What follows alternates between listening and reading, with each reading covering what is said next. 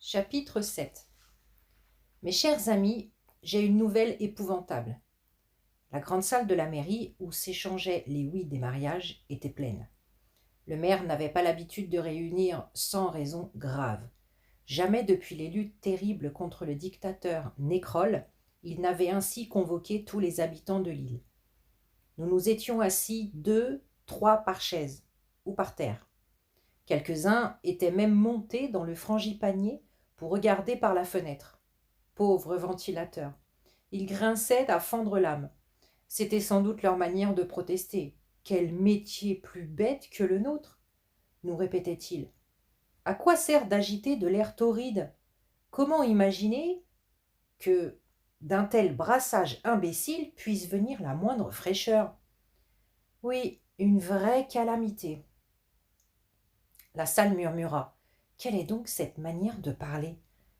Une fiancée sauvage l'a-t-elle mordu en l'embrassant? On sait que notre mère, malgré son âge, est restée très chaud lapin. Ce n'est pas madame Raymonde, ni madame Gilberte, ni mademoiselle Rosemary qui nous contrediront. Don Louis s'épongea le front et reprit. La jonque nous a volé nos accents. Et nos épices, hurla Rigoberta, qui tentait à grands coups de coude de se frayer un chemin dans la foule. On se regarda sans comprendre. Pourquoi notre mère s'angoisse-t-il tellement? Les accents, la belle affaire. Nous avons perdu nos accents, et alors? On pouvait s'attendre à bien plus grave, un tsunami, une épidémie. Le maire reprit la parole. Les épices, hélas, nous savons trop ce que notre cuisine leur doit. Mais les accents, quelle est l'utilité d'un accent? Et qu'est-ce qu'un accent, au fond? Puisque nous avons la chance d'avoir parmi nous une savante en matière de langage, je la prie de bien vouloir nous expliquer. Tout le monde se tourna vers notre chère inspectrice, l'irremplaçable madame Jargonos. Elle rougit un peu et se leva. Comme elle avait changé. Elle, si maigre autrefois, si aiguë, si pointue, s'était arrondie. Depuis l'échec de ses fiançailles avec Dario, elle avait trouvé refuge dans la gourmandise. Elle passait son temps à table. Nos chefs l'invitaient à venir tester leurs recettes. Elle n'avait pas sa pareille pour suggérer qu'il manquait 2 pincées de poivre à ce gratin dauphinois, ou qu'avec un carré de chocolat jeté dans la sauce, le coq au vin serait plus onctueux. Les accents.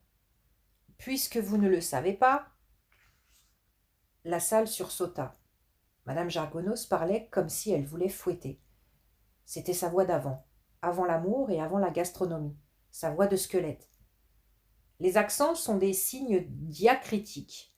Pour les ignorants, je rappellerai que ce mot vient du grec diakritikos, qui distingue. Vous imaginez le brouhaha? Ça grognait, ça pestait. Sur toutes les chaises, ça commençait à protester.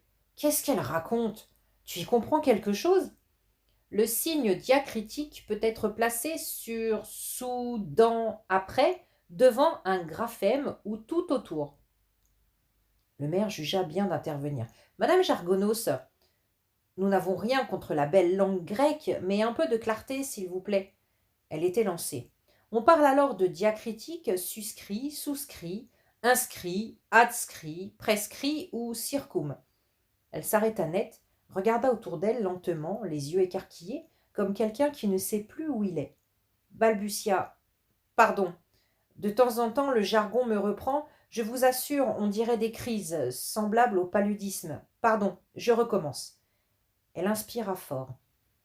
Les accents sont des signes qui se placent sur certaines voyelles ou certaines consonnes pour en indiquer la prononciation exacte.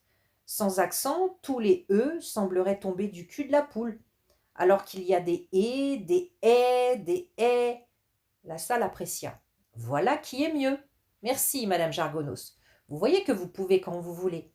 Elle continua. Les accents servent aussi à empêcher la confusion de certains mots. A sans accent, du verbe avoir, doit être distingué de A avec accent. Préposition je vais à la pêche.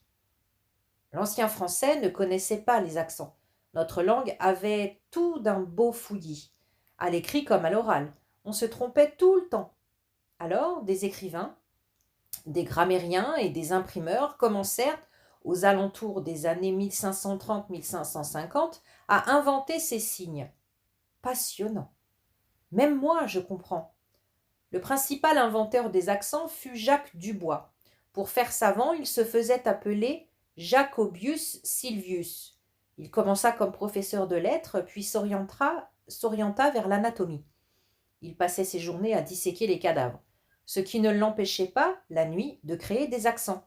Nous lui devons l'accent grave, le circonflexe et aussi l'apostrophe. Vous savez, cette virgule placée en haut et à droite d'un mot pour indiquer qu'on a fait disparaître une lettre. L'âme au lieu de la âme, l'eau au lieu de la eau. Madame Jargonos fut applaudie. Quelqu'un cria « Vous avez remarqué? Elle parle normalement. Elle, les accents, ne l'ont pas quitte. » D'autres voix se firent entendre. « C'est vrai, ça. Ce ne serait pas elle, la voleuse, des fois? Rendez-nous nos accents, sorcière !» Madame Jargonos ne perdit pas son calme. « Peut-être que j'aime trop la grammaire. Elle fait partie de moi, elle me donne la mesure, comme mon cœur. Elle relie tous les morceaux de moi, comme mon sang ou mes muscles. La grammaire est comme ma vie. Et puisque les accents font partie de la grammaire, ils ne sortiront de moi qu'à ma mort. » De nouveau, tout le monde l'applaudit, sauf Monsieur Labourdette, notre horloger. Il se dressa soudain et, pointant un doigt vengeur vers notre inspectrice, il s'exclama « Oublie !» C'est ainsi qu'il s'exprimait, par des mots sans phrase, pour gagner du temps.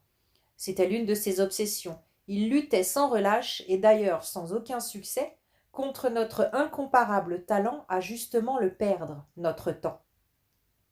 Son autre bataille, également perdue, il la menait contre notre génie du désordre. Il aurait tant voulu une île bien rangée et peuplée seulement de gens pressés.